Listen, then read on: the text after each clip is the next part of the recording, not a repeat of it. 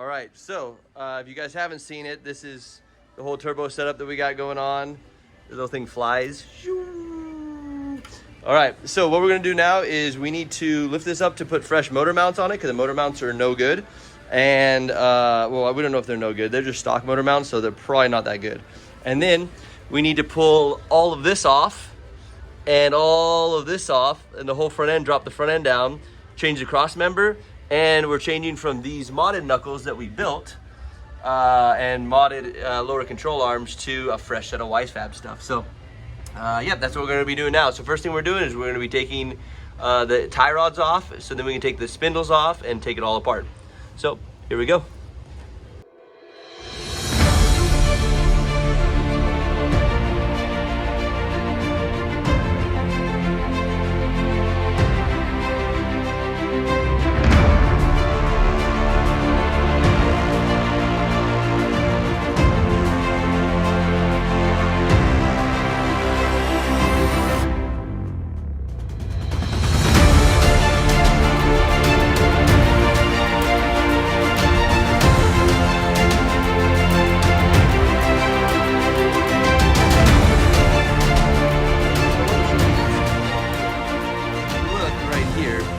Yeah, we're replacing these guys, these bushings and everything. So right here, you take this nut off or loose, and then what you're gonna do on this side, just a trick to get these off, because sometimes they get quite stuck,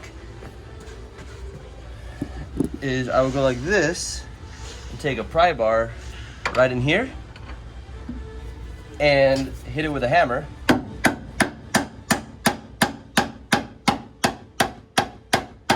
Of course, the time I show you guys, it doesn't work. But normally, you hit it in there, and it will eventually pop down. So that idea failed. Sometimes you need a bigger pry bar. Let me get a bigger pry bar and do the same thing again. But I think that's the way I've done it in the past, and normally works out pretty good. So if all else fails, use a bigger hammer and a bigger pry bar. There we go. So now it's popped. Now you're good to go. And then you just take it off the other. You just take the nut off and can get the arm all the way off. But always break this arm off before you take any of this stuff out or that rear ball, because you'll never get this thing out. So just want to show you. We'll keep going with taking the spindle apart now.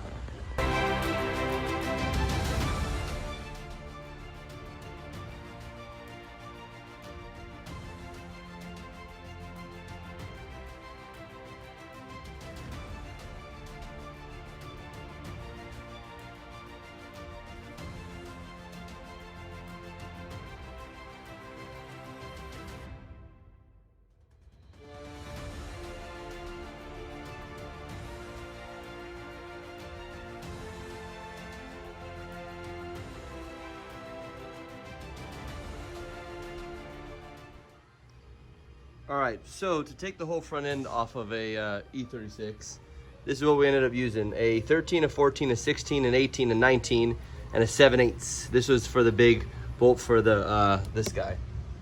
But I'm gonna walk you guys through exactly how to do it and take it all off. We also used a 13 socket, a 16 socket, a 18 socket, and a 19 socket, along with a pipe wrench for the tie rods, and this little guy to get the tie rod or ball joints out, and the big hefty pry bar and a hammer. So grab a hammer as well. But yep, that's all you need. I know this kind of sounds like a lot, but that's all you need, and you can take the whole entire front end apart.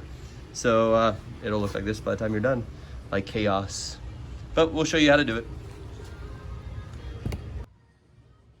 Okay, so now we are taking out the cross member to replace the bushings and to put a new cross member on it that's all reinforced, because this one's already cracked from this bushing over here and it's starting to crack from this bushing over here. So we're gonna be replacing that. What we're gonna do is take the bolts out of this guy, pull it forward and zip tie it to this little hole, and then just drop the cross member straight down. What we do have, however, is back here I have the jack. Leave the trans mounts in and everything, put the engine on a jack with a piece of wood, just like no pressure, just lightly hold it up there, and then you should be good to go. And we're just gonna drop it down. If you have an engine hoist or an engine carrier from the top, that's a lot better, but this is what we have for right now. So Then you just drop these 2 bolts and take the 2 bolts off the bottom of this guy right there and right there. And then the subframe will just drop right out. So let's see if that works.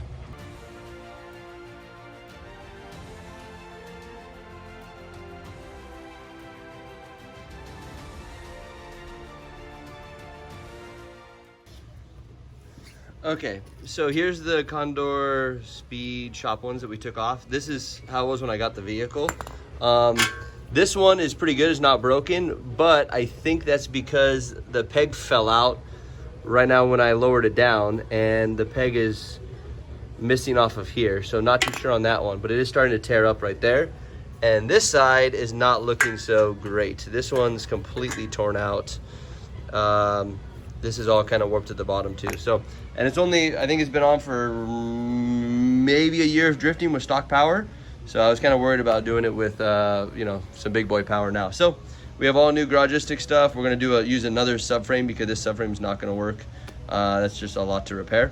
And yeah, we'll show you what it looks like. We're gonna strip it all down, paint it, fix it, and reinforce the new subframe, and then everything's going back up together. So we got the subframe off. This is what it looks like. It says M3. The car's not an M3. I don't know where that came from, but it's probably been replaced before. But obviously it has these motor mounts on it. So these motor mounts, they're filled with gel. They're not all that good. They're probably going to come apart, especially now that you guys know what the new motor setup is in here. So we have to run the upgraded option. So Garagistic sent us these. These are the 95As, E36, E46. They're blue. They look like this, and they are an awesome upgrade. They are pretty close to solid. They still give you a little bit of cushion so the whole car doesn't shake really violently, but definitely stronger and more robust than these guys. So, and they're actually a little bit smaller diameter, which is nice, so you can fit more stuff around them, more room. We're gonna put these guys on. We're also gonna be plating this. So they gave us multiple plates for these guys. So I'm going to show you how these guys go, and then I'll kind of set it all up and start taking away on it. But these ones, these little guys are the ones that go in here. Because if you look, factory BMW, it's pretty thin. Like, it's probably 16 gauge. And then they give us these to make them 18, or make them like 1/8" plate. So we'll throw 1/8" plate. That guy slides right down in that pocket. These guys are actually reinforcements. They go just like this. So you slide in there, and the hole's in it so you can actually still get to this bolt. So it's really important that when you weld these in, you actually plan for having a bolt in here and being able to access that. And then the other plates are these guys. And these are known to happen too, is to tear this out. This one actually looks kind of reinforced, maybe because it is an M3 version, I'm not sure. But this guy goes over this like that and folds down. It supports this side, it supports this side, and supports all the way around this circle. So give me a second, let me clean all this up, and then I'll show you kind of how they look like tacked in and mocked up, and then we'll go ahead and do the rest of the front subframe mods on this guy.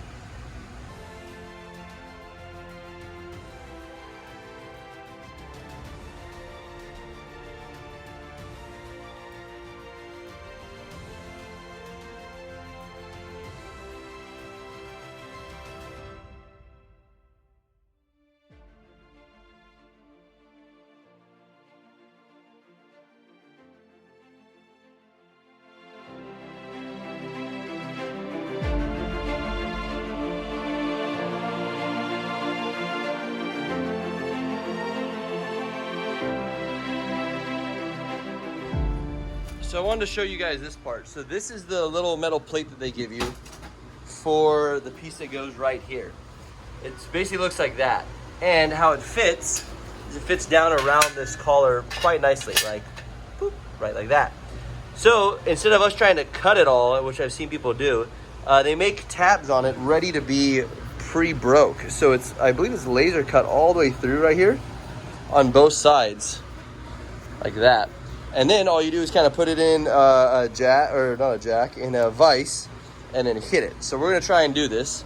We're gonna do it left-handed, one-handed, see what happens. So yeah, it bends pretty easy. And you bend it, the little side I bend to about 90 degrees because it seems to be a sharp point. So that's 90-ish for what we're doing. and then you flip it over and do the same thing on this side. So that's how you bend them. I just want to show you guys kind of how we do this to make it really simple for anyone who's installing them.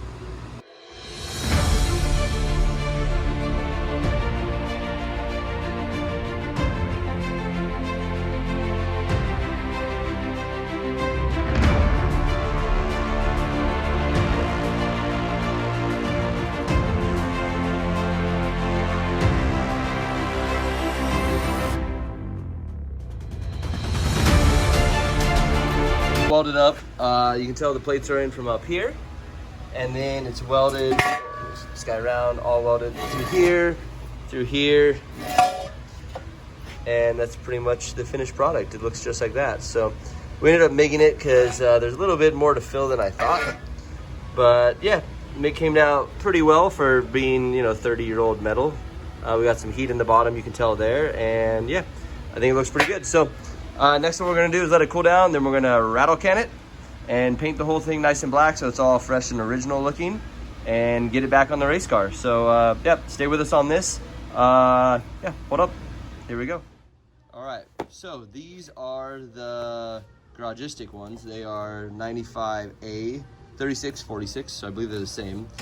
And what's nice about these is they're actually a one-piece like item, and then I believe they injection molded all the way around it. I think these are multiple piece. Yeah. So this has like a bolt that sticks through with like another bolt that sticks through. So that's how it's set up. But we're gonna get this on. These are gonna go on here, and we'll get it all figured out. So there we go. So just a quick shot of what they look like, how they sit. They sit nice and flat. And this is obviously with all the reinforcement plates mounted on it. So we're just gonna go right there. We're gonna put it on probably on this side and then slide it up into the engine side. So that's the game plan. Don't know, it might be easier to go the other way, but I'll let you know shortly. So there we go. Got the motor mounts in there. They look awesome. They're bright and blue with the little Garagistic G, and it went in like we thought actually. So bolt the bottom bolt in, just leave it loose, and then you can put it all the way up and go through the top and put the top nut on, and yeah, they go in nice and easy. So plenty of clearance, especially with turbo setups. So it won't melt anything, and nice to good. Or nice and good to go. The blue's gonna match our Wisefab perfectly. So next is all of our Wisefab arms and all of our stuff right here. So let me go get that box. I'll show you guys the breakdown of what it is and why we're running it.